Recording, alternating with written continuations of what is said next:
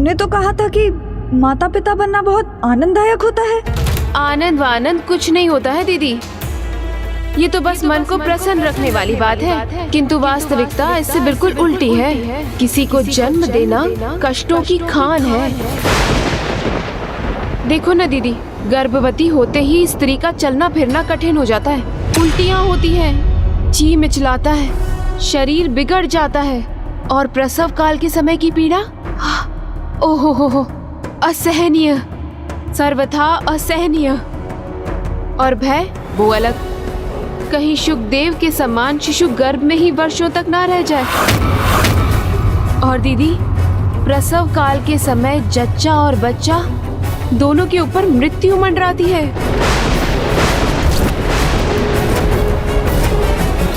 नहीं नहीं, अगर मुझे कुछ हो गया तो मेरी ननद आकर हमारे घर पर टूट पड़ेंगी, और पतिदेव वो तो दुख में आकर सब कुछ बांट देंगे।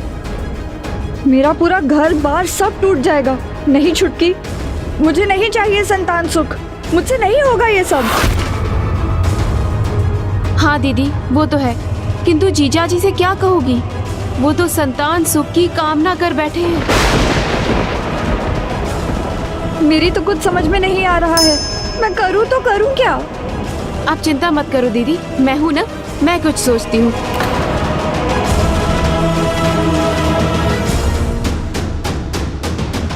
कहीं शुकदेव के समान शिशु गर्भ में ही वर्षों तक ना रह जाए।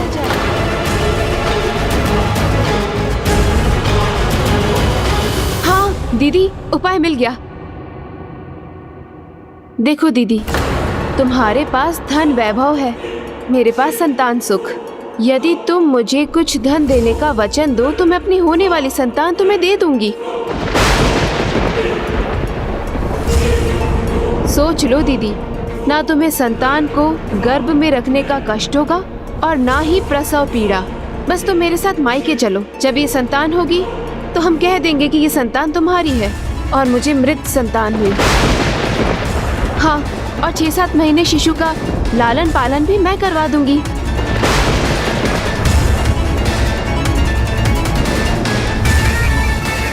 योजना तो अच्छी है, किंतु हमारे पतियों को इसकी भनक नहीं लगनी चाहिए।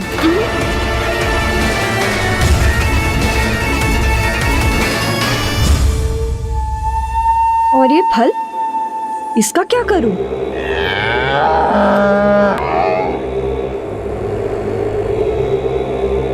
दीदी, ये आम अपनी गौ माता को खिला दो। हाँ हाँ, गौ माता को खिला देती हूँ।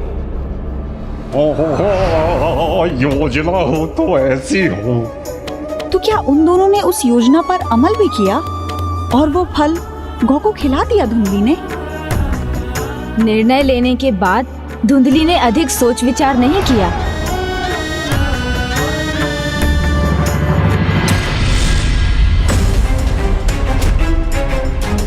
गौ माता, यदि मेरे पतिदेव की बात सत्य थी तो आप तैयार हो जाइए प्रसव पीड़ा के लिए।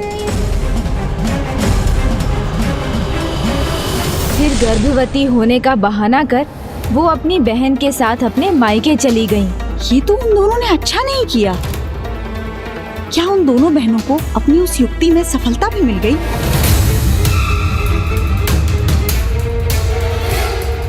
वो प्रतीक्षा के दिन और रात आत्मदेव के लिए बहुत लंबे भी थे और आनंददायक भी।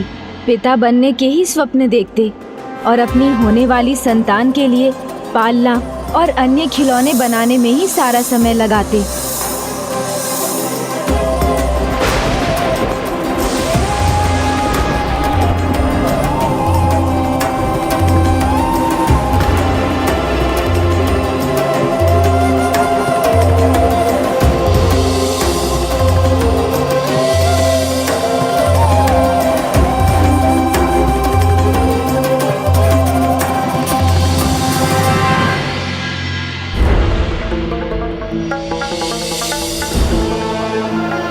फिर आत्मदेव की प्रतीक्षा समाप्त हुई जब उन्हें समाचार मिला धुंधली ने संतान को जन्म दिया है और अब वो घर लौट रही हैं।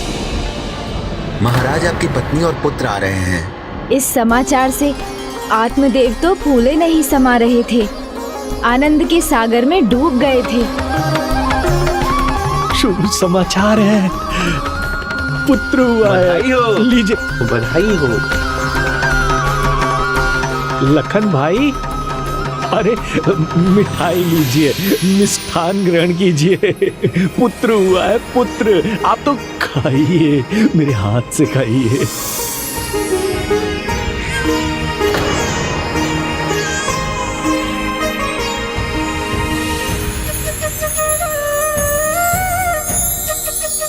स्वामी, लीजिए, मिलिए अपने पुत्र से। मेरा पुत्र, मेरा किंतु स्वामी, इस शुभ समाचार के साथ एक दुखद समाचार भी है। वो क्या? वो जीवित नहीं था, छुटकी का शिशु।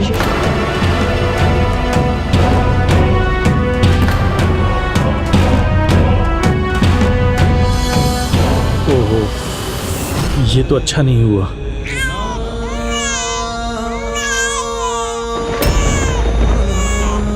ये हमारा पुत्र रो क्यों रहा है?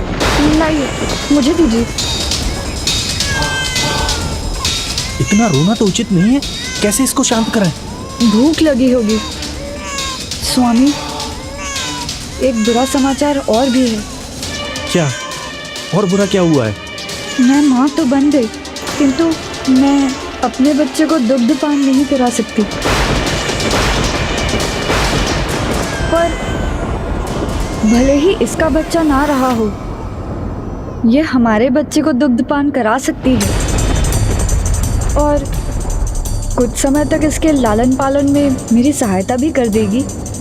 अब जब वो हमारी इतनी सहायता कर रही है, तो हम भी उसकी थोड़ी सहायता कर देते हैं।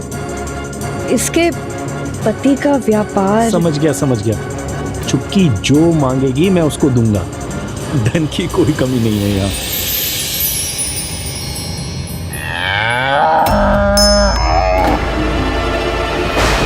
गौ माता? स्वामी, वो गौ माता सुरक्षित तो है ना? हाँ, लेकिन आपको उनका ध्यान कैसे आ गया? अर्थात गर्भवती नहीं हुई तो ये सब व्यर्थ ही था। कुछ नहीं हुआ उस फल से, तो उसे मैं ही खा लेती। ना छोटी को धन देना पड़ता, ना इस बालक को पालना पड़ता। बालक के प्रति दायित्व निभाना धुंधली को अच्छा तो नहीं लगता था, किंतु जब किसी को अपना लो तो उससे लगाव तो हो ही जाता है। मेरा पुत्र, आज मंदिर के पुजारी से इसके नामकरण की बात हुई, तो उन्होंने कहा है कि उचित समय पर रख देंगे। मेरा नाम आत्मदेव है, तो इसका नाम होगा ब्रह्मदेव। नहीं, आप इसका नाम नहीं रखेंगे। नहीं दीदी, इसका पालन पोषण मैं कर रही हूँ, तो मैं ही रख दूंगी इसका नाम। अरे, मेरा पुत्र है, इस पर मेरा अधिकार है। मैं रखूंगी इसका नाम। मेरे लाडले पुत्र का नाम मेरे नाम पर होगा। मेरा नाम धुंधली है, तो इसका नाम होगा धुंधकारी।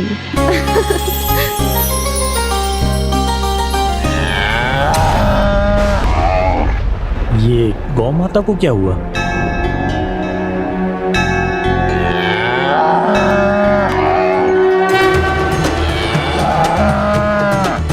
गौ माता जन्म देने वाली है।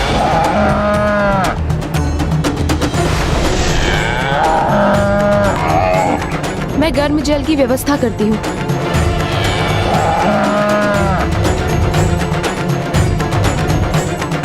तुम बहुत भाग्यशाली हो पुत्र, तुम्हारे आने से हमारे भाग्य खुले।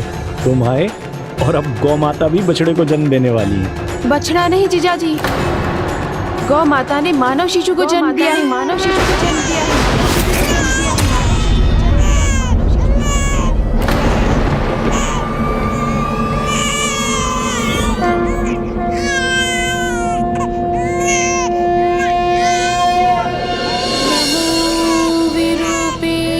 अद्भुत, आश्चर्य, मनुष्य का शरीर और गौ माता के कान।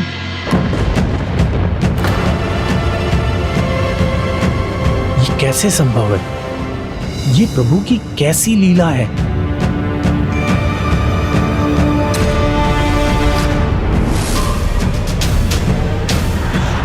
कहीं स्वामी पर हमारा रहस्य खुल ना जाए।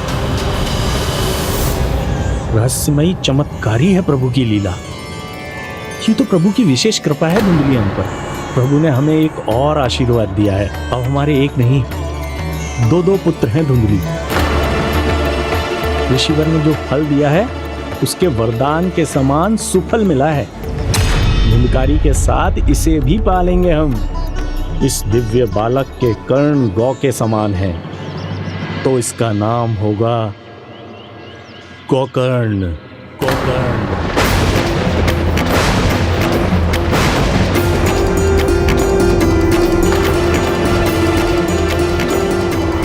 उसी दिन से आत्मदेव ने गोकर्ण को अपने पुत्र रूप में स्वीकार कर लिया। फिर धुंधली, क्या उन्होंने भी गोकर्ण को पुत्र रूप में स्वीकार किया? और क्या छुटकी अपने पुत्र को उनके पास छोड़ सकी? नहीं। तो फिर धुंधली के कहने पर छुटकी धुंधकारी के लालन पालन के लिए वहीं रुक गई और ऐसे ही कुछ वर्ष बीत गए। फिर गणेश जी, फिर धीरे धीरे धुंधली के मन में भी धुंधकारी के लिए ममता जागने लगी और जैसे जैसे वो दोनों शिशु बढ़ने लगे, ये ममता भी बढ़ने लगी और फिर कुछ और घटित होने वाला था।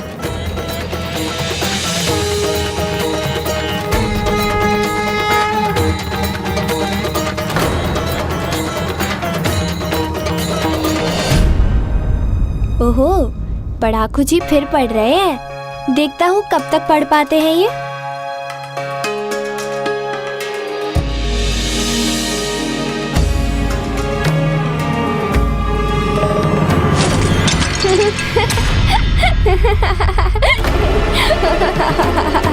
देखा?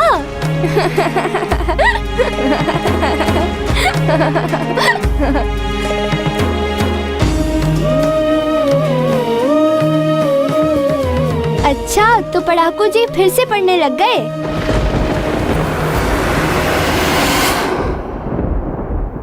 पुत्र देखो, मैंने तुम्हारे लिए कितना स्वादिष्ट हलवा। लो पुत्र, खीर खाओ, मैंने बनाई है।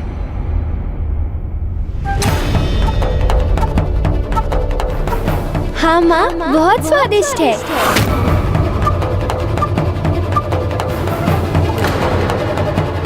पुत्र, कितनी बार कहा है तुमसे मैंने, ये तुम्हारी मौसी है। माँ मैं हूँ। चलो हटो छुटकी। पुत्र, ये खीर छोड़ो, हलवा खाओ। तुम्हें बहुत प्रिय है ना? माँ आपने मेरे लिए हलवा बनाया है। आप ही मेरी सच्ची माँ हो।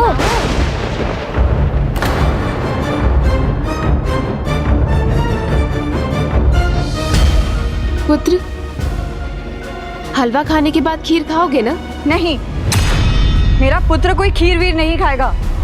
अगर तुम्हें देनी ही है तो जाओ उस गोकर्ण वाले बालक को दो।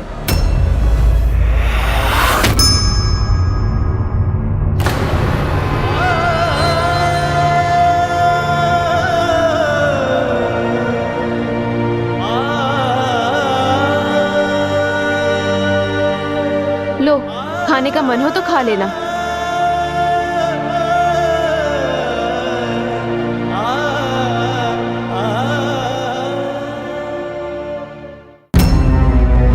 छुटकी मेरे पुत्र के मन में कुछ भर दे और वो उसको अपनी माँ मानने लगे, तो मैं सह नहीं सकूंगी।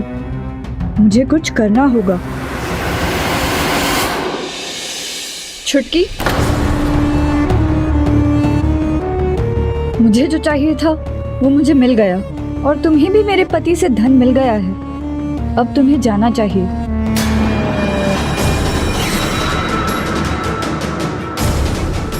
उसे अब भूल जाओ। वो मेरा पुत्र है, उस पर मेरा अधिकार है।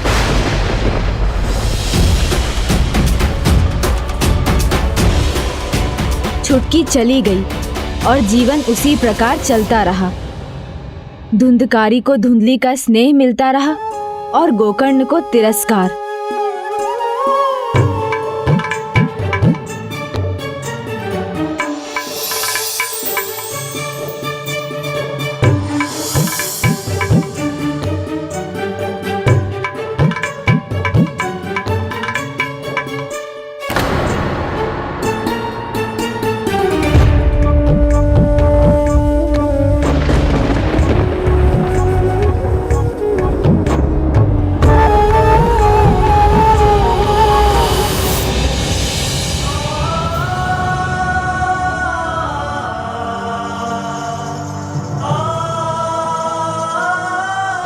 वो धुंधकारी की जूठन खाता था, उसके उतारे वस्त्र पहनता था। ये पक्षपात आत्मदेव से छिपा ना था, किंतु धुंधली को वो कुछ भी समझाने में असमर्थ थे।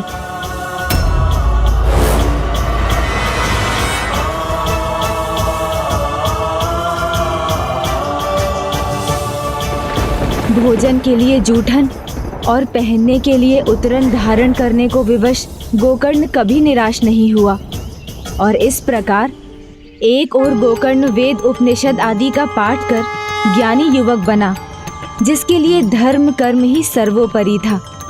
वहीं माँ के लाड़ प्यार में बिगड़कर धुंधकारी वो युवक बना जिसके लिए अधर्म करना उसका स्वभाव था।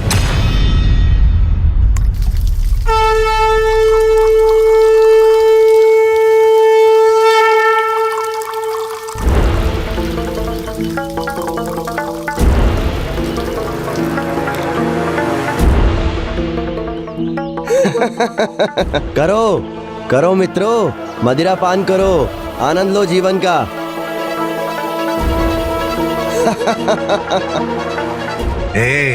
थोड़ा जल हमें भी पिला दो।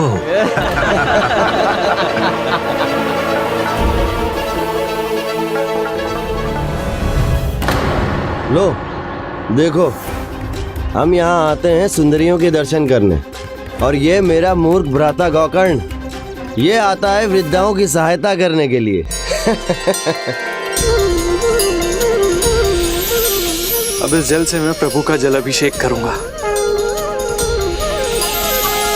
ओम नमः शिवाय, ओम नमः शिवाय। भ्राता गोकर्ण, मदिरा थोड़ी कड़वी है, थोड़ा जल इसमें भी तो डाल दो।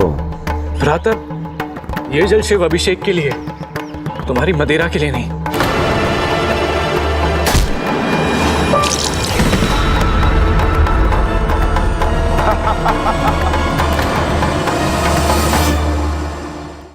बड़े बड़े कानों के स्थान पे बड़े नेत्र होते ना, तो कम से कम ठीक से चल तो पाते।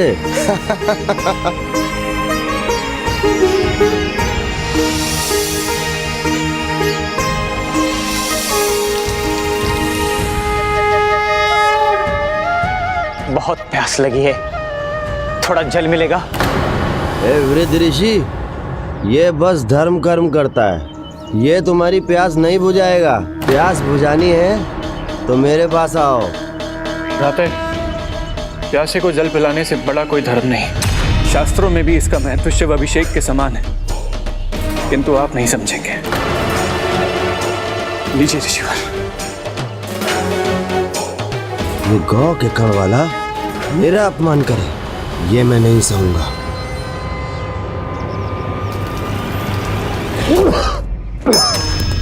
दुष्ट, तुम एक ऋषि को मदिरा पिलाने का पाप कर रहे थे। तो अब आप क्या मुझे श्राप दोगे? ऋषिवर क्षमा कर दीजिए, मेरे भ्राता को क्षमा कर दीजिए, ना समझे हो। कहा तुम्हारे पिता आत्मदेव, और कहा तुम, मैं क्या तुम्हें श्राप दूं? वैसे भी तुम शापित जीवन जी रहे हो। ऋषिवर, अपने पुत्र धुंधकारी की ऐसी दुर्दशा देख आत्मदेव उसके भविष्य को लेकर अत्यंत चिंतित थे। जहाँ गोकर्ण सद्गुणों का भंडार था, वहीं धुंधकारी अवगुणों का अंबार। धुंधकारी और गोकर्ण एक ही आयु के हैं, लेकिन कहाँ गोकर्ण सदाचारी संस्कारी और कहाँ ये धुंधकारी। आप तुलना मत कीजिए मेरे पुत्र की इस गौपुत्र से। समझने का प्रयास कीजिए, आप बिगाड़कर उद्दंड बना रही हैं उसे। हम दोनों पे भारी पड़ेगा हमारा पुत्र, जो आज दूसरों के साथ कर रहा है ना, कल हमारे साथ करेगा। नहीं, मेरा पुत्र मेरे साथ ऐसा कभी नहीं करेगा। माँ, बस बहुत हुआ। तुम्हारी जैसी संतान के लिए इस घर में कोई स्थान नहीं। निकल जाओ इस घर से। जब विवेक जागृत हो तब वापस आना। द्वारपाल की मर्यादा का उल्लंघन कर तुमने हमारे वार्तालाप को सुना था। तुम पिशाच बनकर सहस्त्र वर्षों तक काशी में भटकते रहोगे। मेरी भूल पर प्रभु महादेव ने भी मुझे ऐसा ही दंड दिया था। बड़ी रोचक कथा है, फिर आगे क्या हुआ? फिर जो घटना घटी उससे आत्मदेव के जीवन की दिशा ही बदल गई।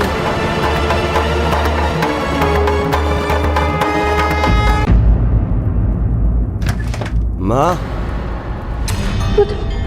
बस बहुत हुआ। तुम्हारी जैसी संतान के लिए इस घर में कोई स्थान नहीं। निकल जाओ इस घर से। जब विवेक जागृत हो तब वापस आना। मेरा विवेक तो जागृत है पिताजी।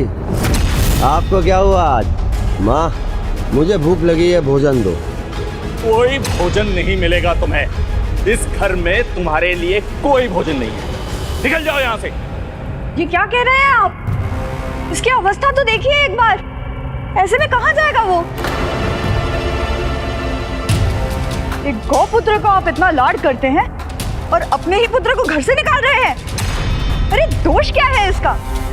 एक धनी परिवार के बालक ने मदिरा पान कर ही लिया तो इसमें गलत क्या है?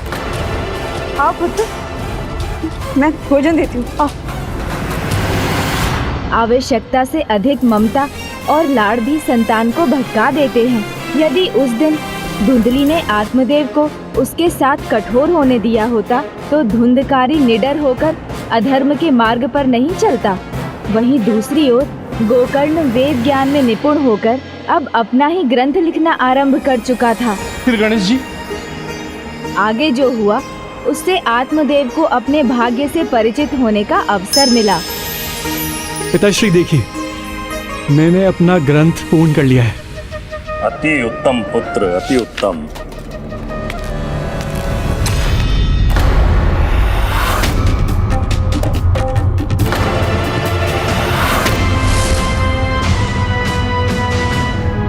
यदि भ्राता धुंधकारी ने फिर कुछ अनुचित कहा या किया तो पिताजी पुनः क्रोधित होंगे। अतः मुझे ही इस परिस्थिति को संभालना होगा। पिताजी ये देखिए ना, ये देखिए। अरे व्यर्थ की बातें करने से कुछ नहीं होने वाला आप दोनों का। ग्रंथों से पेट नहीं भरता, धन से बढ़ता है, आनंद प्राप्त होता है। माँ, भोजन दो। आओ, देखो मैंने तुम्हारे लिए क्या क्या पकवान बनाए हैं। आओ बैठो।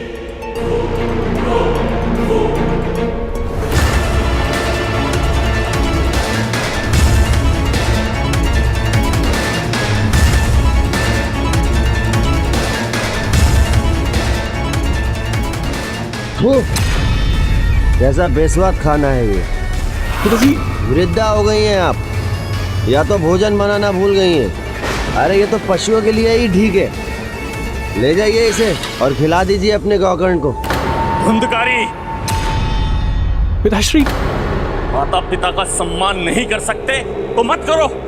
भोजन का तो सम्मान करो जिससे तुम्हें जीवन मिलता है। सीखो कुछ अपने भाई से। सीखूं? इस पशु से जो मेरा जूठा खाता आया है, उससे भोजन का सम्मान करना सीखूं?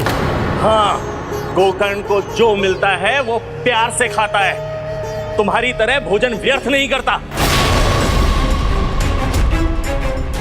रहने दो पुत्र, रहने दो। इतना क्रोध मत करो। मैं तुम्हारे लिए कुछ और स्वादिष्ट बना लाती हूँ। नहीं माँ, सुना नहीं आपने पिताजी ने क्या कहा कि भोजन को व्यर्थ नहीं करते, भोजन का सम्मान करते हैं। तो मैं पिताजी को भोजन कराता हूँ। अरे पिताजी, तो आप ही कीजिए ना भोजन का सम्मान। व्यर्थ नहीं करते पिताजी, सम्मान करिए भोजन का, सम्मान करिए। भ्राता,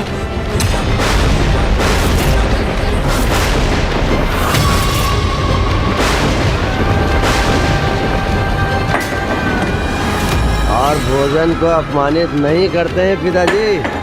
और ये रहा आपका सम्मान।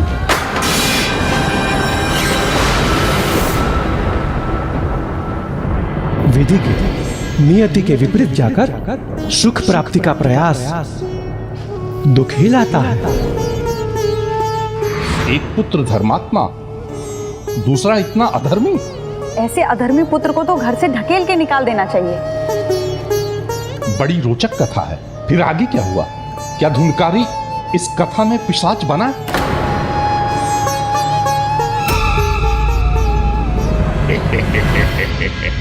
मार्ग खुल गया मेरा, रेखा मिट गई। क्या करूं? अवसर सामने है, किंतु कथा का अंत भी तो जानना है। अच्छा, तो ये विचार घुमड़ रहा है इनके मन में। और भी रुचिकर है इसके आगे की कथा, क्योंकि अब आत्मदेव जी के जीवन में एक बहुत बड़ा मोड़ आने वाला था। उनके साथ उनके परिवार के लिए सब कुछ बदलने वाला था। चिंता क्यों करूं? घेरा जो मिट चुका है अब फिर नहीं जुड़ेगा। कथा समाप्त होते ही छूमंतर हो जाऊंगा। कथा सुनेंगे तो समझेंगे कि आपका रुकना क्यों आवश्यक है। पुष्पदंत जी, कहिए गणेश जी, आगे की कथा कहिए। पुत्र ने जो अपमान किया उससे आत्मदेव की आत्मा हिल गई। उस घटना ने उन्हें झकझोर दिया।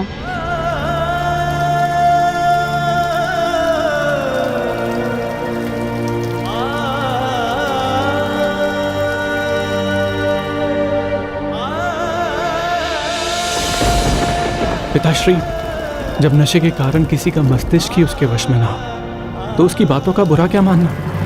भ्राता धुंधकारी को तो ज्ञात भी नहीं होगा कि उसने क्या किया है और क्या कहा है।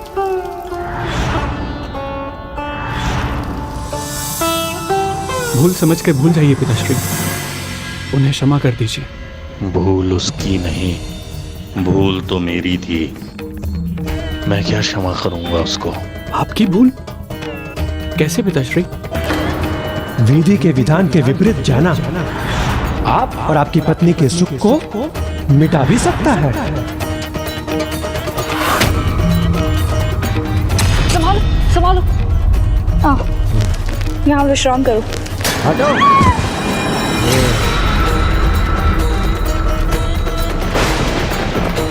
पिताश्री, आप कोई भूल कैसे कर सकते हैं? पुत्र मोह ही मेरी सबसे बड़ी भूल थी।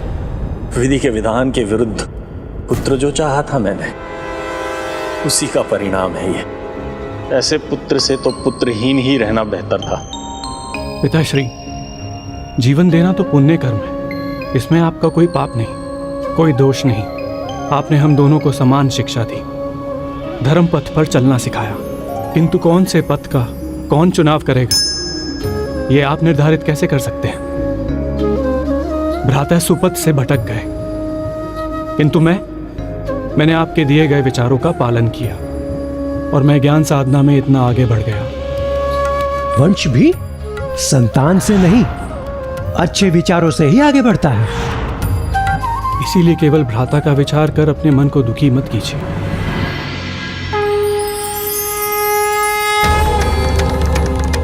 अपने मन से मोह माया को त्याग दीजिए तो दुख भी मिट जाएगा। मृत्युलोक में मोह माया के बंधन से कदाचित ही कोई मुक्त हुआ होगा। कामनाओं के माया जाल में लगभग सभी उलझे। बस यही कारण है दुख और विनाश का। तो पुत्र, मैं क्या करूं पुत्र? इसका सुझाव मैं कैसे दे सकता हूं पिताश्री? क्यों? वेद शास्त्र के ज्ञाता हो तुम, दिव्य आत्मा हो, जो भी कहोगे उचित ही होगा। पुत्र, मेरा मार्गदर्शन करने की कृपा करो। पिताश्री, शास्त्रों के अनुसार आपका गृहस्थ आश्रम समाप्त हो चुका है। अब आप वानप्रस्थ आश्रम में प्रवेश कर सकते हैं। घर गृहस्थी, पुत्र धन सभी को त्याग कर वैराग्य अपनाइए। प्रभु की भक्ति में लीन हो जाइए। मुक्तिदाता आपको दुखों से मुक्ति देंगे।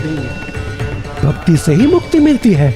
आपकी नियति, आपका भाग्य प्रभु भक्ति है।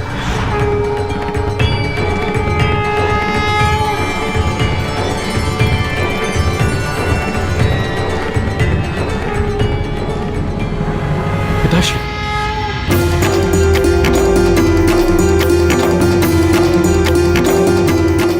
मेरी आंखें खोलने के लिए अनेकों धन्यवाद पुत्र। पुत्री नहीं, गुरु हो तुम मेरे। तुमने उचित कहा, वानप्रस्थ ही अब मेरी नियति है। मैं वन की ओर प्रस्थान करूंगा। तुम अपनी माँ से पूछ लो, क्या वो भी मेरे साथ जाएंगी? नहीं जाऊंगी, मैं कहीं नहीं जाऊंगी। एक गौ का बछड़ा कुछ भी कहेगा और मैं मान लूंगी। मैं नहीं आने वाली इसकी बातों में। प्रिय, अब यहाँ रहने का अर्थ है दुखों को सहना। सत्य को स्वीकार कर हम बन जाएंगे। नहीं, आपको जाना है तो आप जाइए, मैं यहीं रहूंगी। कुछ दिनों में पुत्र का विवाह होगा, पुत्र वधू आएगी, मेरी सेवा करेगी, मैं ये सारे सुख भोगूंगी। पुत्र ही अपमान करेगा तो पुत्र वधू कैसे मान रखेगी तुम्हारा? सम्मान करेगा। मेरा पुत्र मेरा सम्मान करेगा, मेरी बहुत सेवा होगी, मुझे कोई कमी नहीं होने देगा पुत्र धुंधकारी। वर्षों पहले पुत्र मोह में मैंने एक भूल की थी, आज तुम भी वही भूल करने जा रही हो। भूल मैं नहीं, भूल आप कर रहे हैं स्वामी। जिसका उद्देश्य परिवार में फूट डालकर सब कुछ हड़प लेने का है, उसकी बातों में आकर आप भूल कर रहे हैं। किंतु मेरे रहते ये कुछ हड़प नहीं सकेगा।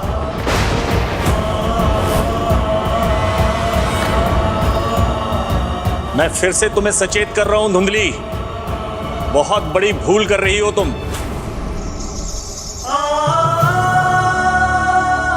पिताश्री, मैं आपके साथ चलता हूं। नहीं पुत्र गोकर्ण, तुम मेरे साथ नहीं चल सकते। यहाँ तुम्हारी माँ अकेली है। धुंधकारी तो मदिरा के प्रभाव में मर्यादा की कौन सी सीमाएं लांघ जाए कौन जानता है। जो अपने ही वश में नहीं रहता वो कुछ भी कर सकता है। मुझे एक वचन दो, जब तक तुम्हारी माँ धुंधली यहाँ पर है तब तक तुम उसे छोड़कर कहीं नहीं जाओगे।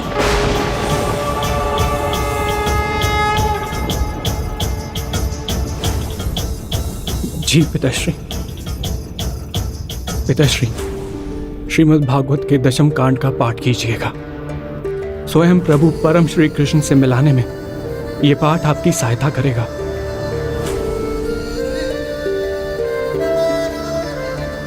इस प्रकार आत्मदेव वहां से चले गए, अपना पूरा ध्यान भक्ति में लगाया और बस भागवत के 10वें अध्याय में लीन हो गए।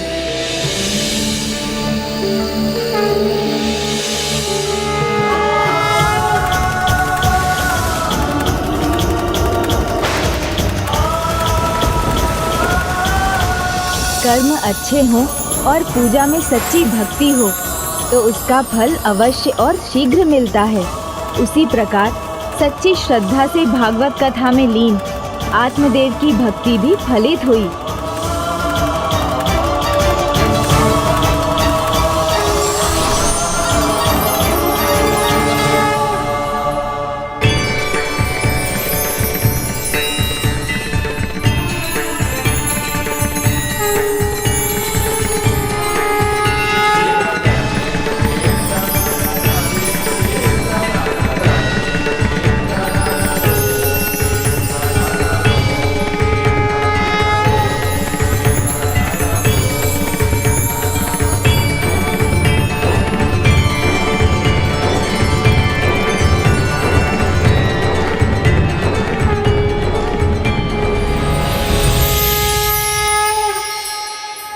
मैं तुम्हारी भक्ति से प्रसन्न हूँ आत्मदेव।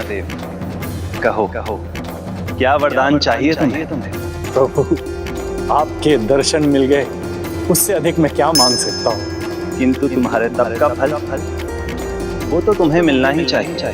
तो प्रभु मुझे ये वरदान दीजिए कि मैं आप में समाहित होकर आपसे ही एकीकार हो जाऊं।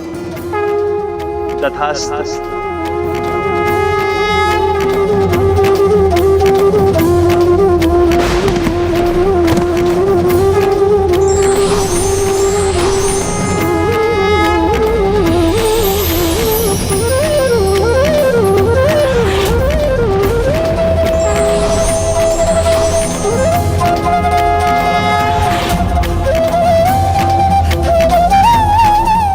श्री हरि, श्री हरि, श्री हरि।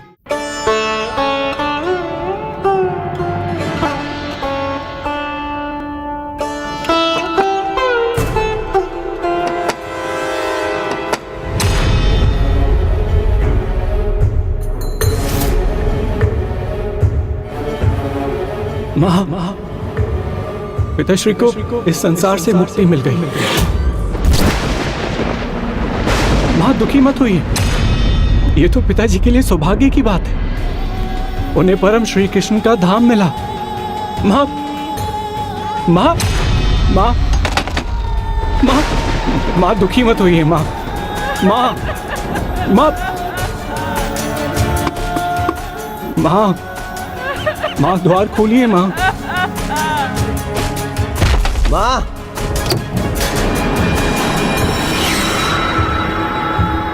भ्राता वो पिताश्री हट सामने से। माँ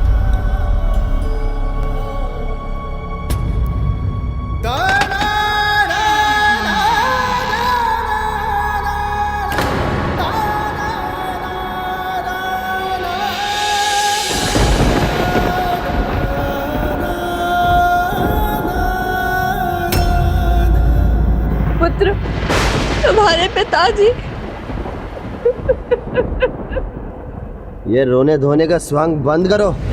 कोई जीवित है या नहीं इससे नहीं, बस मुझे इससे अंतर पड़ता है कि जब मैं कहूँ मुझे भोजन चाहिए तो भोजन मिलना चाहिए, अन्यथा इसका परिणाम क्या होगा इसकी किसी ने कल्पना भी नहीं की होगी। इसलिए शीघ्र भोजन लाओ।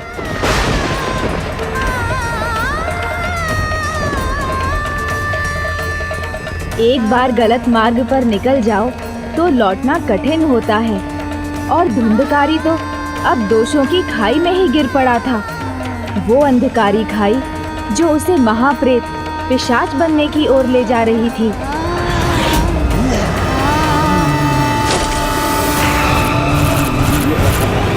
किंतु धुंधली का पुत्र प्रेम अभी समाप्त नहीं हुआ था।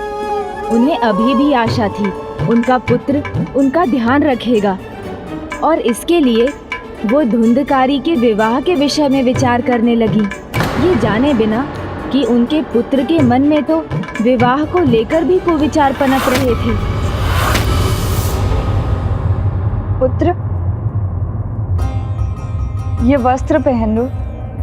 एक बहुत संस्कारी कन्या ढूंढी है मैंने तुम्हारे लिए, जो तुमसे प्रेम करेगी, तुम्हारा ध्यान रखेगी और मेरी भी थोड़ी सेवा कर देगी। उसी के माता पिता को बुलाया है आज। अरे पुत्र, अच्छा जाते हो तो जाओ, मगर शीघ्र लौट आना और मदिरा पान मत करना। मेरी इच्छा है तुम्हें विवाहित देखने की।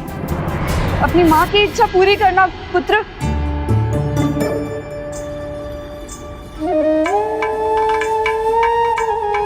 आपका घर तो बहुत अच्छा है, किंतु आपके पुत्र से भी भेंट हो जाती तो? बस थोड़ी देर और प्रतीक्षा कर लीजिए, मेरा पुत्र बस आता ही होगा।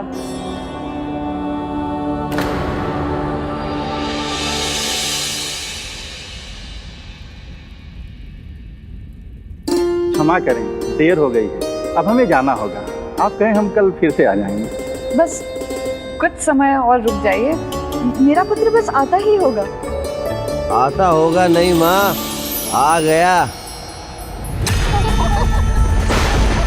आओ मेरी पंचरत्नों, मुझे संभाल लो।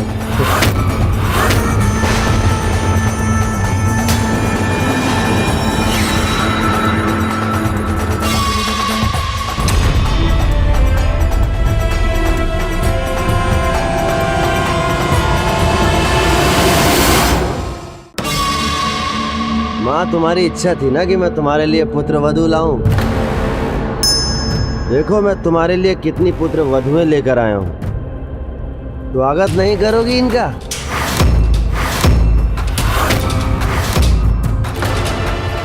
तुम ही कहती थी ना कि वो पुत्र वधू चाहिए जो मुझसे प्रेम करे, जो मेरा ध्यान रखे।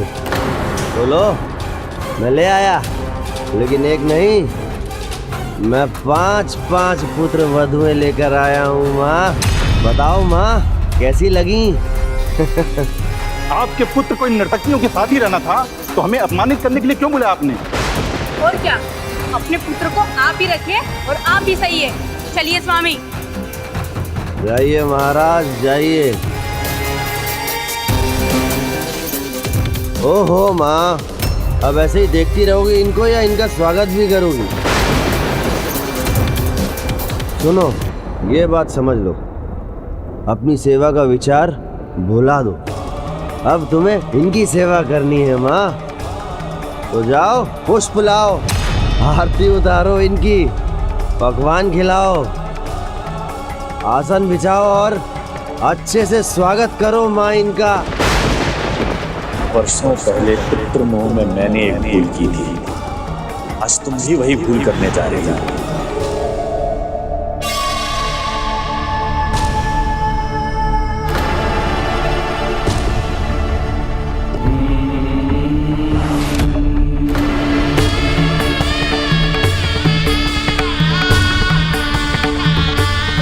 अंततः वो घड़ी आ ही गई जब धुंधली को ये आभास हुआ कि संतान की परवरिश में अत्यधिक लाड़ प्यार और अनुशासनहीनता से दुखद परिणाम ही प्राप्त होते हैं।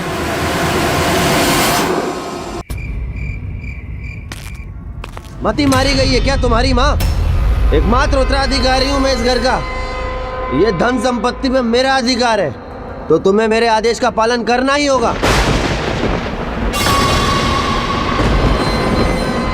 ये वृद्धा अभी भी पत्थर की मूर्त बनी खड़ी है। आपने तो कहा था कि हमारा सत्कार होगा, स्वागत होगा, भोजन की व्यवस्था होगी, लेकिन ना तो यहाँ पर विश्राम की व्यवस्था है ना ही भोजन की।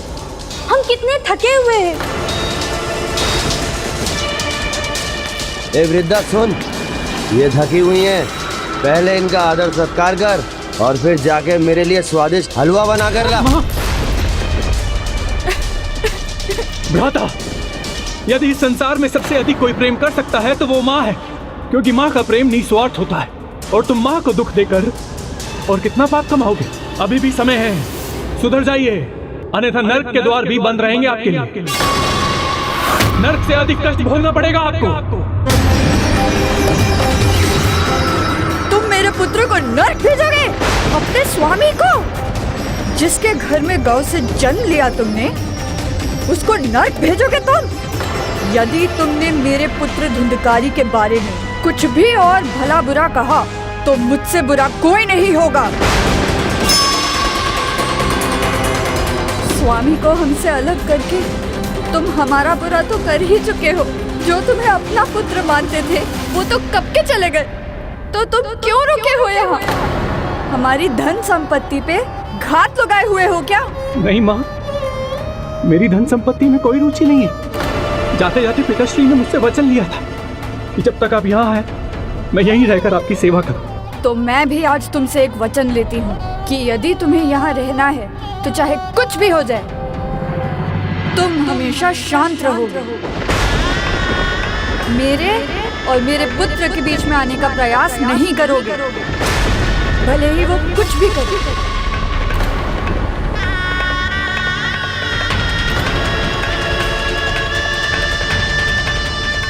मेरे और मेरे पुत्र के बीच में आने का प्रयास नहीं करोगे।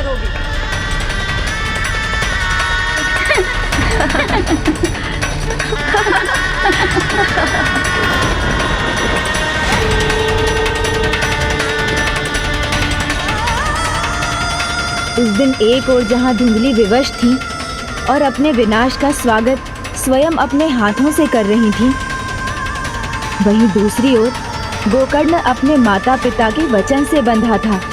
ना कहीं जा सकता था, ना ही सहायता कर सकता था। चलो तुम लोग, चलो आओ। किंतु जिसकी प्रवृत्ति धर्म कर्म में हो वो उससे कभी नहीं डिगता। तो गोकर्ण भी उस दुखद वातावरण में भी धार्मिक पुस्तकों और ग्रंथों का अध्ययन करता रहा।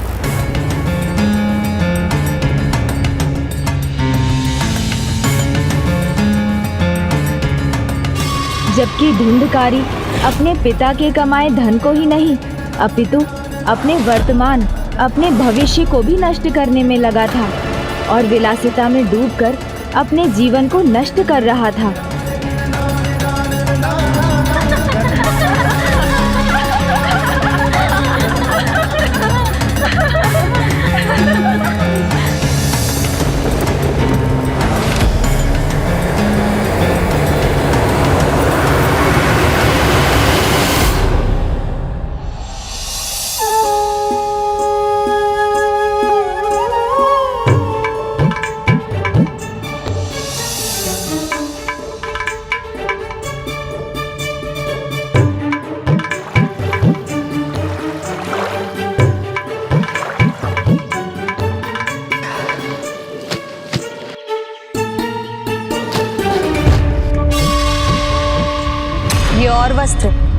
इन्हें भी धोना है तुम्हें।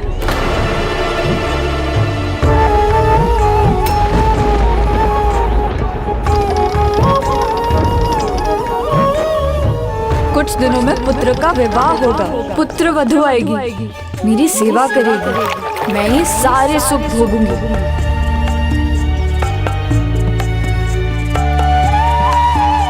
माँ ने वचन से क्यों बांध दिया मुझे? उनकी सहायता कैसे करूं?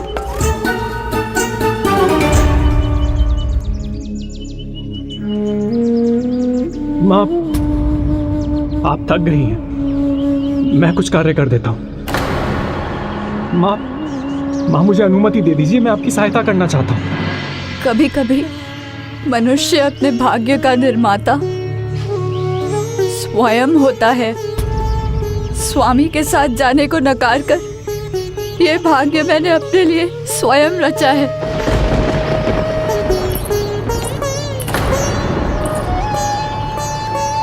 वृद्धा, वस्त्र धुले नहीं अभी तक, तो फल कब लाओगी? धुंधकारी जी लौटे उससे पहले फल ले आना, अन्यथा उनका क्रोध कैसा है ये तो तुम्हें ज्ञात ही होगा।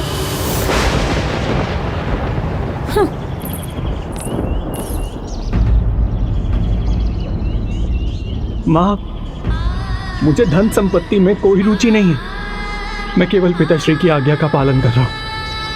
मुझे आज्ञा का पालन करने दीजिए। ये फल अगर मैं ले आऊंगा तो आपका वचन भंग नहीं होगा। माँ, मुझे आपकी सहायता करने दीजिए।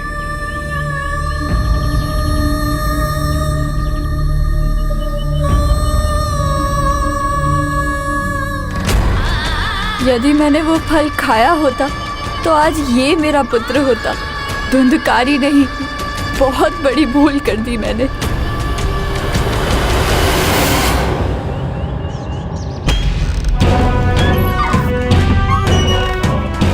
लीजिए स्वामी, मदिरा लीजिए। चलो सेवा करती रहो मेरी तुम लोग।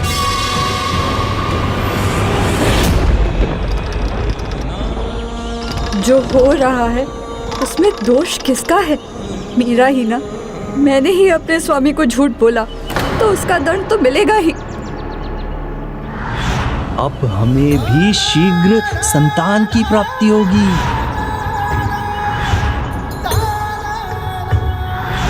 समझने का प्रयास कीजिए, आप बिगाड़ कर उद्दंड बना रही हैं उसे। हम दोनों पे भारी पड़ेगा हमारा पुत्र, जो आज दूसरों के साथ कर रहा है ना, कल हमारे साथ करेगा।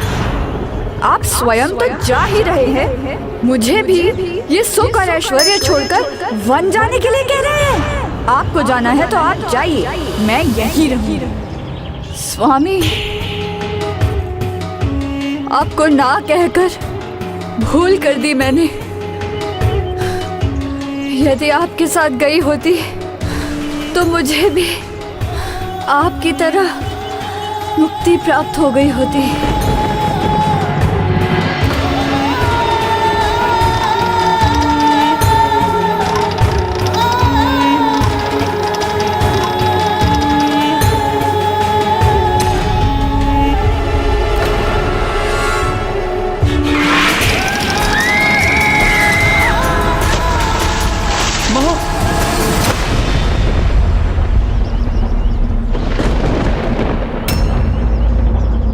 अरे वृद्धा ही होगी, तुम लोग व्यर्थ ही चिंता कर रहे हैं। फिसल गई होगी, उठ जाएगी। चलो तुम सब मेरी सेवा करो। इस प्रकार अपने ही पुत्र के तिरस्कार से पीड़ित धुंधली के जीवन का भी अंत हुआ और अब गोकर्ण उस अधर्म के अंधकार से बाहर निकलने के लिए मुक्त था।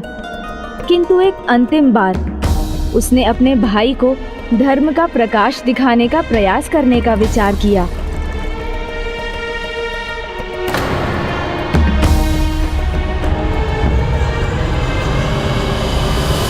रुको, कहाँ बढ़े जा रहे हो? मैं अपने भ्राता से मिलने आया हूँ। कोई भाई बंधु नहीं रहता तुम्हारा यहाँ धर्मात्मा जी? आप माने या ना माने, किंतु आप मेरे बड़े भाई हैं और मैं नहीं देख सकता कि आपका कर्म, आपका भाग्य आपको नर्क लोक की अग्नि में जलने पर विवश करते। या उससे भी बुरा, आपको पिशाच योनि में अनंत काल तक कष्ट भोगने पर विवश कर दे। इसीलिए आज एक अंतिम प्रयास करने आया हूं, आपको धर्म पथ पर ले जाने का। मुझे कोई उपदेश नहीं सुनना है। दुर्भाग्य तुम्हारा है कि मेरे पास उपदेश सुनने का समय ही नहीं है, और वैसे भी अब माता पिता तो रहे नहीं, तो तुम्हारा यहाँ क्या काम। चलो जाओ यहाँ से। भ्राता, मैं तो केवल प्रयास कर रहा था आपकी सहायता करने का। प्यासे को कुएं के पास ले जा सकते हैं, किंतु जल तो स्वयं ही ग्रहण करना होता है। अब यदि आपने चुनाव कर ही लिया तो मैं विवश हूं। कहते हैं घर एक मंदिर होता है, किंतु ये तभी होता है जब उसमें रहने वाले धार्मिक और संस्कारी होते हैं, किंतु अधर्म और कुसंस्कार उसी घर को शमशान बना देते हैं। गोकर्ण को बाहर कर उसने धर्म और संस्कार की प्रेरणा का भी अंत कर दिया था। अब घर धर्म की नहीं, अधर्म की पहचान बन गया था। फिर समय बीतता गया। अब एक ओर गोकर्ण ज्ञान और तप अर्जित कर रहा था, तो दूसरी ओर बुरी संगति के प्रभाव में पड़ा धुंधकारी अपना सब कुछ खो चुका था। मदिरा चाहिए मुझे। मदिरा कहाँ है? नहीं है मदिरा, समाप्त हो गई। तो कोई लेकर क्यों नहीं आया? कहाँ से लाए? धन कहाँ है?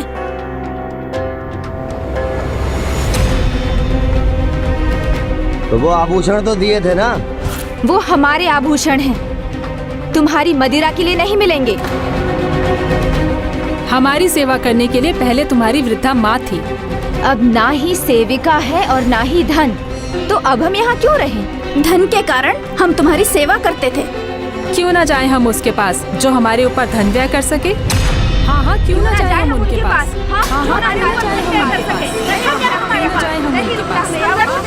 नहीं नहीं नहीं, मत जाओ मत जाओ। तुम सभी चली गई तो मैं यहाँ कैसे रहूँगा? तुम्हें धन चाहिए ना, मैं ला कर दूंगा तुम्हें धन। मैं सेवा भी करूंगा तुम्हारी, तुम्हारे पैर दबाऊंगा, मैं पैर दबाऊंगा तुम्हारे, वस्त्र धोऊंगा, वस्त्र भी धोऊंगा मैं तुम्हारे, पकवान पकवान बनाऊंगा, पकवान बनाऊंगा तुम्हारे लिए। वो सब तो ठीक है, किंतु धन का क्या करें? धन लाऊंगा ना, अवश्य लाऊंगा धन।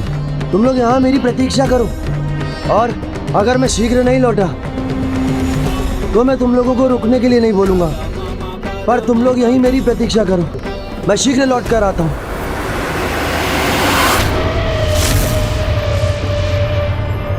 जिसने माता पिता की कभी सेवा नहीं की थी, वो धुंधकारी अब कुसंगति और बुरी लत से इतना लाचार हो गया था कि वो वैश्याओं की सेवा करने लगा। हाँ, वो तो ठीक है, पर धन की प्यास कहाँ बुझी थी उन वेश्याओं की? वो धन कहाँ से लाने वाला था धुंधकारी? हर कर्म का अपना परिणाम होता है। अनुचित मार्ग पर चलने वाले ये भूल जाते हैं, बुरे कर्म ही करते जाते हैं, और वही तो धुंधकारी करने जा रहा था।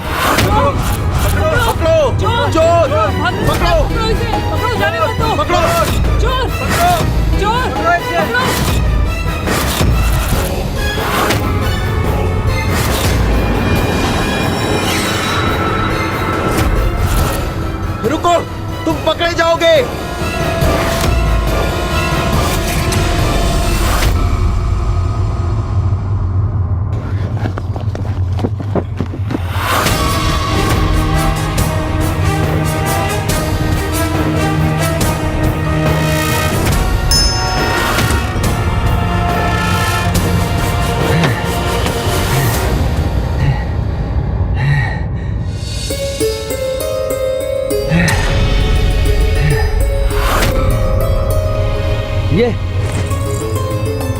ये देखो, यही चाहिए था ना तुम्हें? तुम लोग जा रही थी, ये धन आभूषण ये नहीं चाहिए तुम्हें? देखो देखो, अब तो मुझे छोड़ के नहीं जाओगी ना? देखो देखो, सब लाया हूं।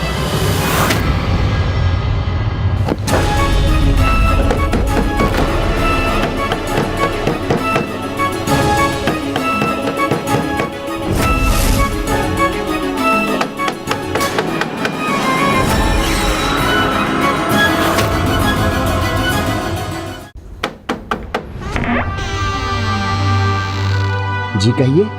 यहाँ कहीं एक चोर छिपा हुआ है, आपने कहीं देखा तो नहीं? दुस्साहसी राजभवन से चोरी कर लौटा है। चोर? अरे नहीं नहीं, यहाँ कोई चोर नहीं आया, मैंने तो नहीं देखा। ये आत्मदेव जी का घर है ना? जी, ये उन्हीं का घर है, मैं उन्हीं का पुत्र हूँ। और यदि मुझे चोर दिखाई देगा तो मैं... आत्मदेव जी जैसे सम्माननीय महापुरुष का घर है ये। क्षमा कीजिए, आपसे मैंने बहुत प्रश्न पूछे, अब आप कह रहे हैं तो यहाँ चोर नहीं आया होगा। जी।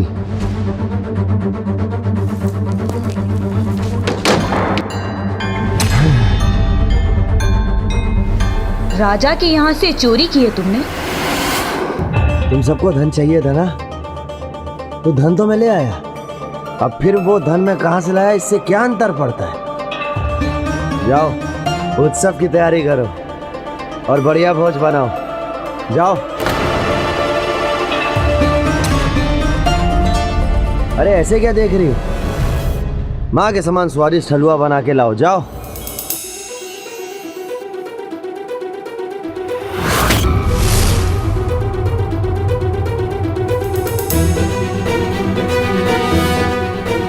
अब इसके पास यही शेष है, राजा से चुराया धन।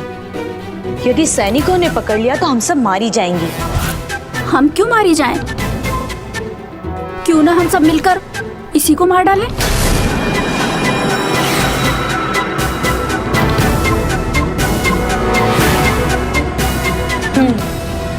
यही उचित रहेगा।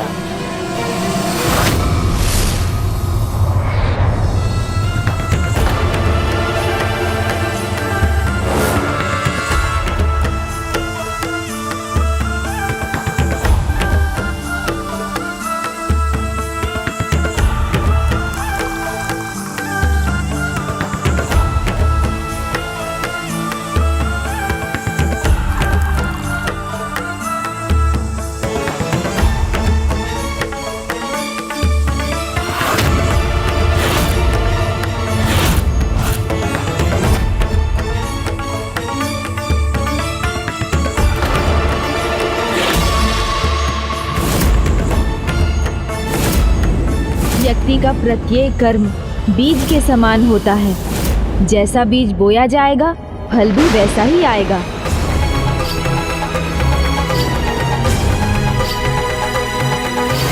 भ्राता!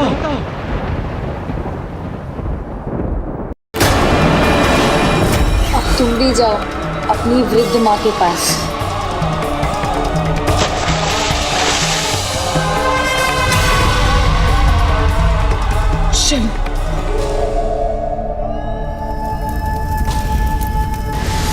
ये दुर्भाग्यपूर्ण अवश्य था, किंतु अधर्मी धुंधकारी का अभी पूर्ण रूप से अंत नहीं हुआ था। किंतु उसकी तो मृत्यु हो गई थी ना? मृत्यु हुई थी, किंतु मुक्ति नहीं मिली थी। गोकर्ण को अपने भ्राता की मृत्यु का आभास होने पर जब सच्चाई ज्ञात हुई, तो उसने भाई का धर्म निभाया और विधि पूर्वक गया में उसका पिंडदान किया।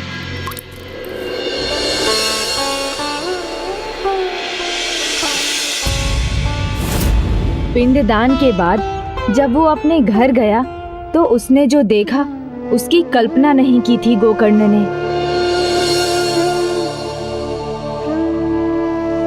विचित्र बात है, इतना जीर्ण शीर्ण हो गया हमारा घर, फिर भी लगता है जैसे घर मुझे बुला रहा है।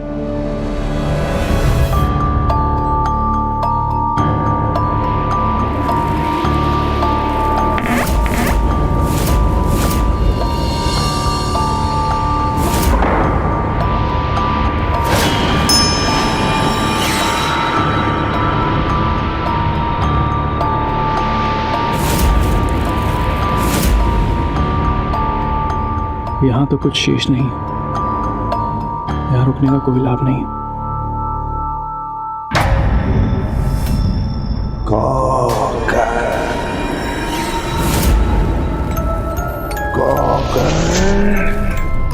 ये शैया एकाएक नवीन कैसे हो गई, जबकि पूरा घर जला हुआ है?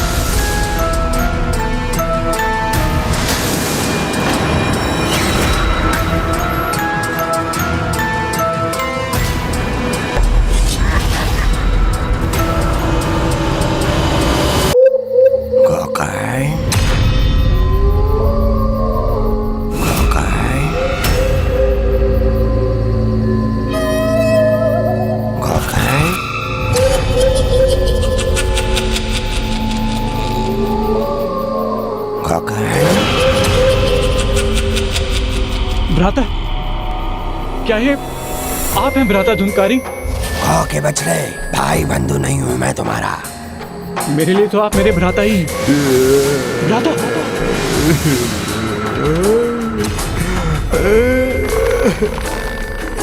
हाँ, मैं ही हूँ तुम्हारा अधर्मी भाई।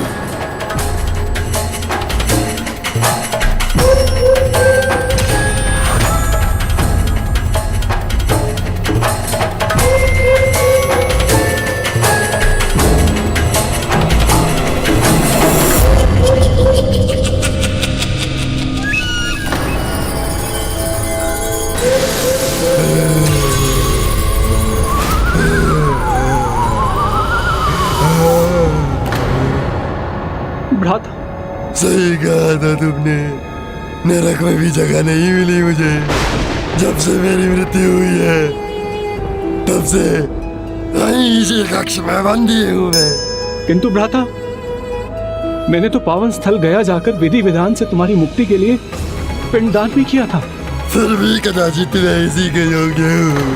प्रतिफल मेरे को गुरु मेरे सामने आते हैं, प्रतिफल वही जीवन जीता जा रहा हूँ, और चाह के भी इससे मुक्ति नहीं मिल पा रही है।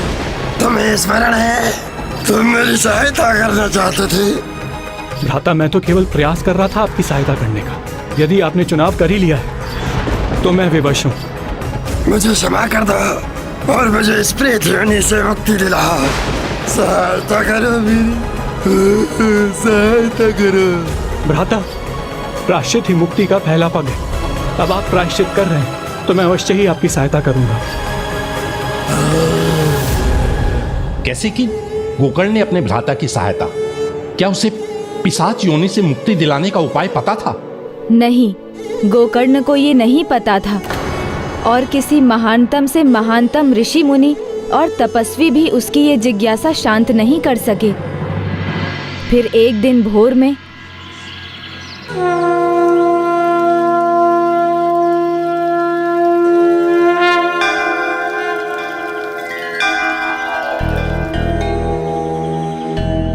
हे सूर्यदेव, आप और चंद्रदेव तो ईश्वर की आंखें, पाप पुण्य सबके साक्षी हैं। अब आप ही मुझे मार्ग दिखाइए, जिससे मैं अपने भ्राता धुंधकारी को पिशाच योनि से मुक्ति दिला सकूं।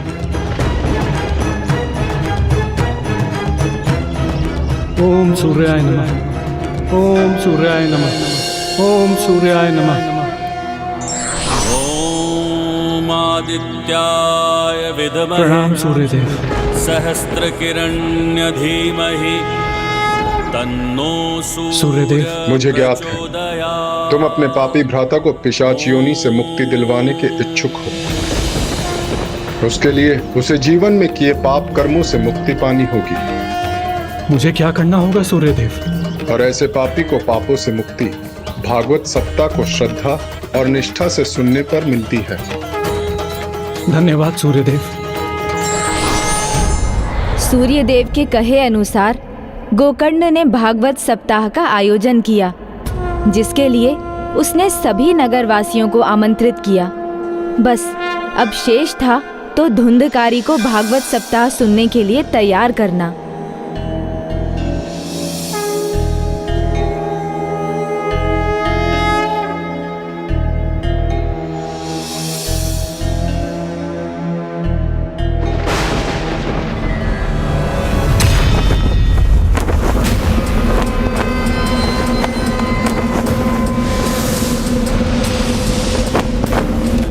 क्या कर रहे हैं आप? प्रश्न ये है कि तुम क्या कर रहे हो? तुमने मेरी सहायता का वचन दिया था और कर क्या रहे हो तुम? सदा के समान पूजा पाठ। भ्राता शांत हो जाइए। मैं जो भी कर रहा हूँ आपकी सहायता के लिए ही कर रहा हूँ। शांत हो जाइए भ्राता। भ्राता, आपको इसमें योगदान देना होगा। आपको पूरे सप्ताह पूरी एकाग्रता से श्रीमद् भागवत अर्थात श्री कृष्ण की लीलाएं सुननी होंगी, उनके भक्तों की कहानियां सुननी होंगी, और आपको ये आशा जीवित रखनी होगी कि आप इस पिशाच योनि से मुक्ति पाएंगे।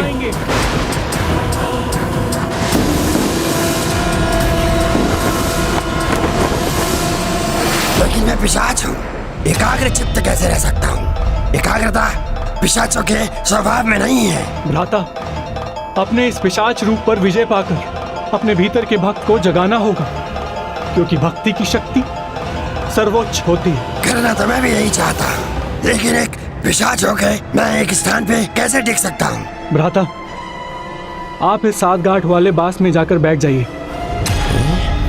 इससे आपको एक स्थान पर टिकने में सहायता मिलेगी।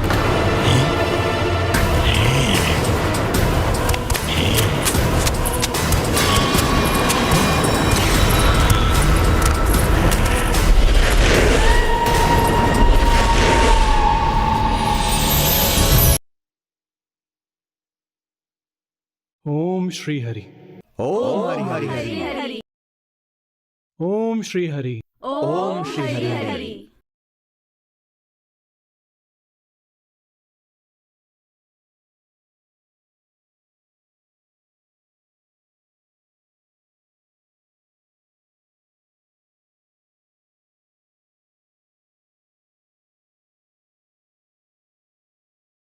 इस प्रकार आरंभ हुआ श्रीमद् भागवत कथा का, और साथ ही प्रारंभ हुआ धुंधकारी के पिशाच योनि से मुक्ति की यात्रा।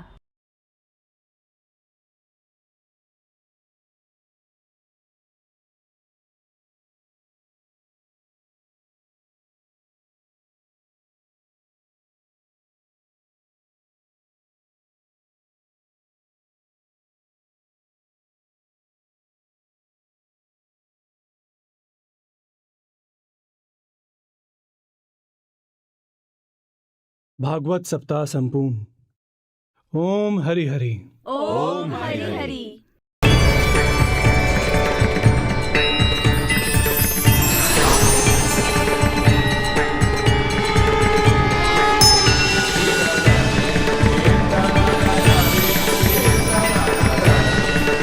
ओम श्री हरि।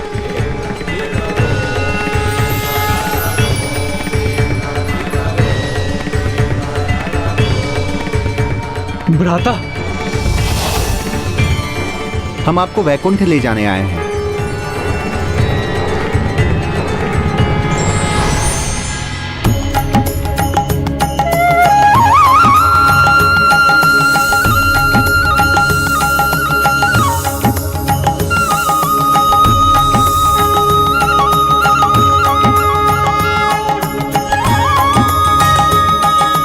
ये तुम्हारी ही कृपा है भ्राता, जो मैं मुक्त हो पा रहा हूँ।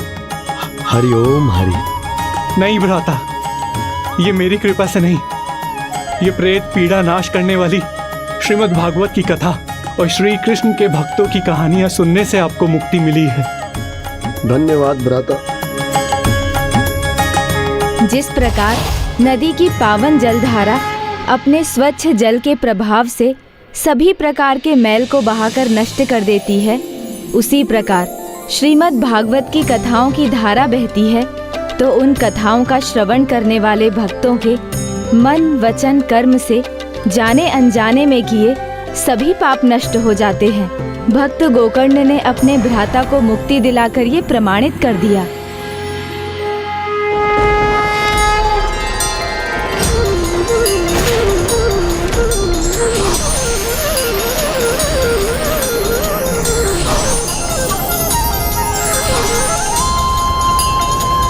मुझे विश्वास नहीं होता, एकमात्र धुंधकारी को मुक्ति कैसे मिली, उन सभी भागवत कथा सुनने वाले को क्यों नहीं? जो तन मन से एकाग्र होकर श्रद्धा विश्वास और भक्ति भाव से भागवत कथा का श्रवण करता है, उसे मनोवांछित फल मिलता है।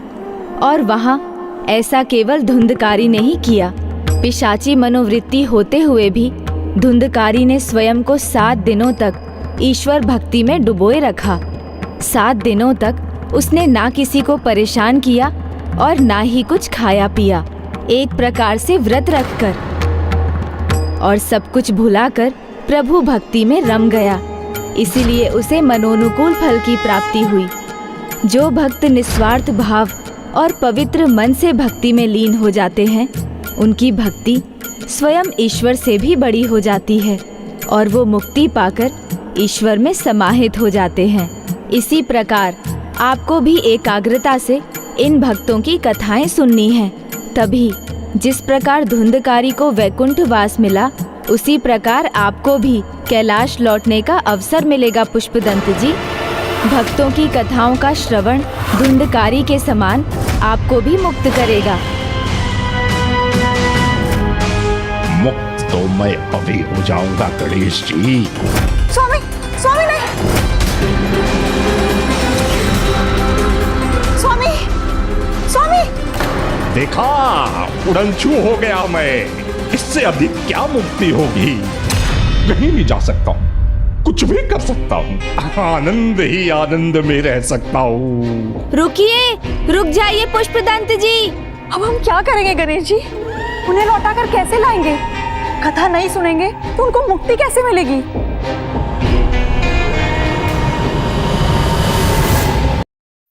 चिंता मत कीजिए मौसी, इस कठिनाई का भी कोई हल अवश्य होगा। वो अभी बहुत दूर नहीं गए होंगे। किंतु वो लौटेंगे कैसे गणेश जी?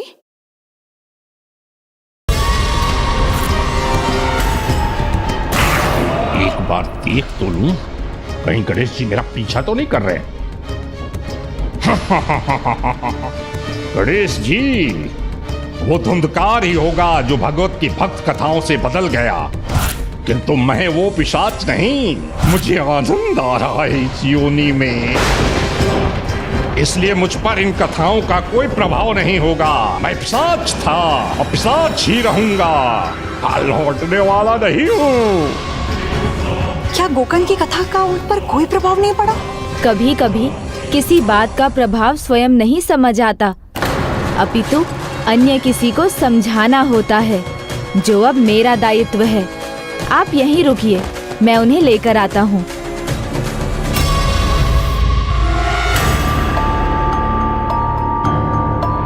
ओह, यह अंधकारी गुफा, ये उचित स्थान है मेरे छिपने के लिए। ओहो, गणेश जी यहाँ अति शीघ्र कैसे पहुंच गए? मुझे कोई और स्थान ढूंढना होगा छिपने के लिए। चलो महापिशाच, उड़ चलो कहीं और।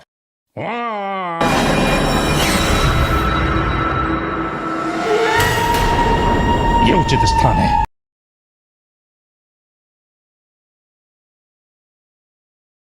ओह ओह, गणेश जी,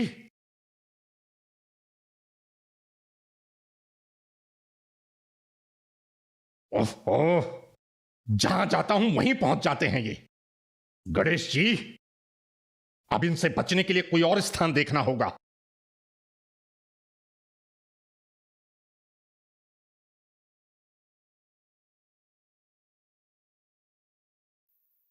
उनका आभास तो यहीं कहीं हो रहा है, किंतु दिखाई नहीं दे रहे हैं पुष्पदंत जी।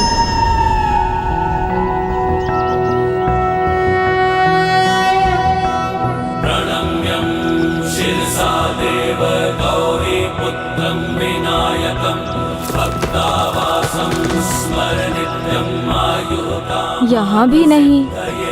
प्रथमं वक्रतुंडं च है यहीं कहीं, फिर भी मुझे चकमा दे रहे हैं वो। तो फिर मुझे भी एक बार पुनः गणेश से गजानन बन जाना चाहिए।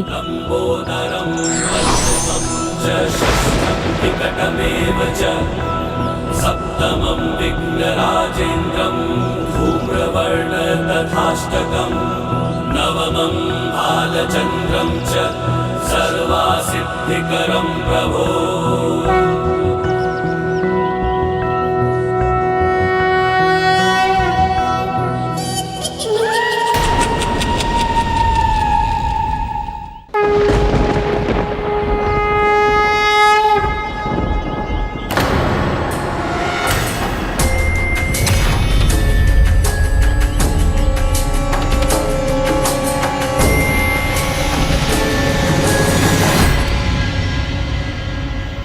स्वामी, भोजन कीजिए।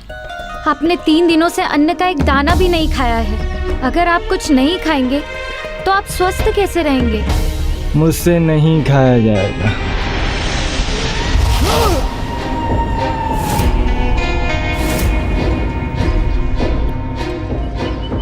भोजन स्वादिष्ट भोजन अवश्य खाऊंगा।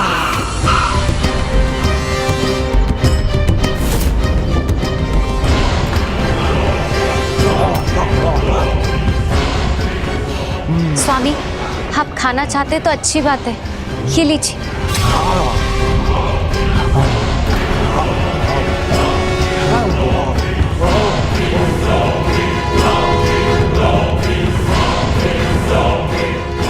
भोजन की ऐसी भूख, कहीं यही तो नहीं पुष्पदंत जी?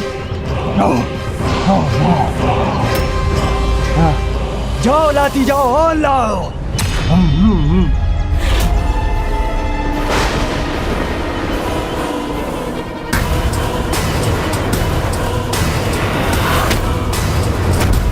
और लाओ, बहुत भूख लगी है, लाती जाओ जाओ। किंतु स्वामी, अब तो सारा भोजन समाप्त हो गया है।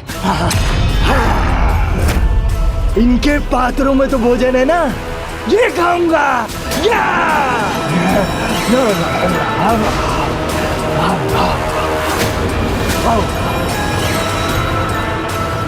स्वामी, ये क्या कर रहे हैं आप?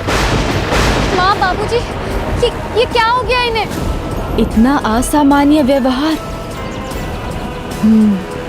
समझ रहा हूँ मैं, इस पर किसका प्रभाव है। पुत्र, ऐसे क्यों कर रहे हो पुत्र?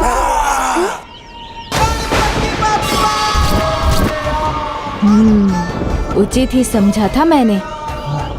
और भोजन लाओ, भोजन भोजन, कहाँ है भोजन? ये स्थान ढूंढा है पुष्पदंत जी ने छिपने का। कहाँ है भोजन? और भोजन फल ले लो, ताजे ताजे बढ़िया फल।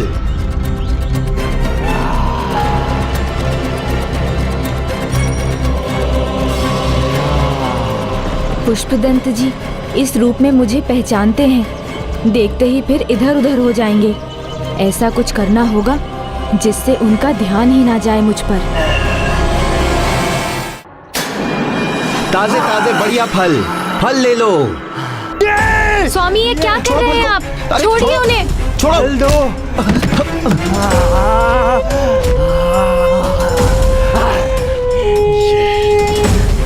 इतना बल कहाँ से आया इनमें?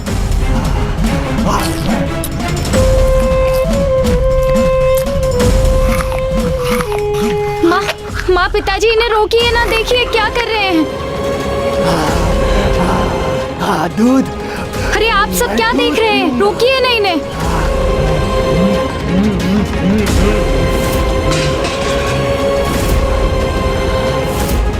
मिष्ठान, मिष्ठान दो मुझे, मिष्ठान दो मुझे। स्वामी, रुक जाइए, क्या कर रहे हैं?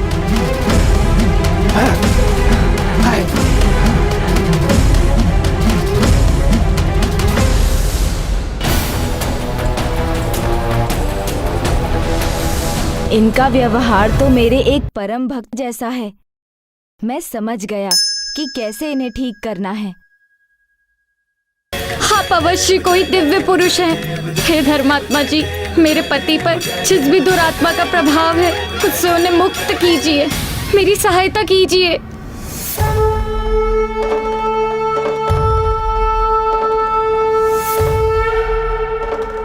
चिंता मत कीजिए देवी, मैं इनकी भूख शीघ्र ही शांत करूंगा।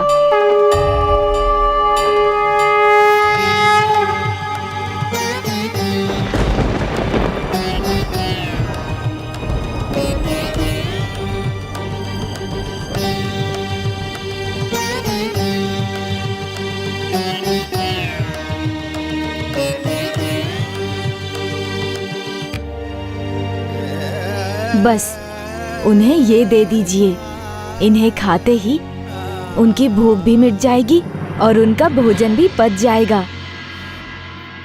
धन्यवाद।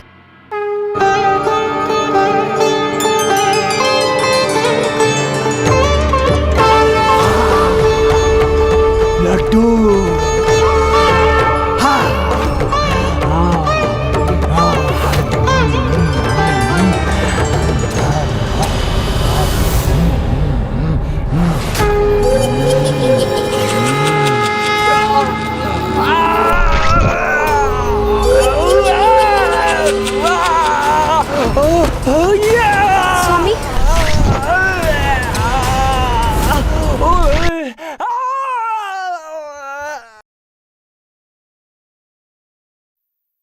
अब आप कहीं नहीं जा सकेंगे पुष्पदंत जी।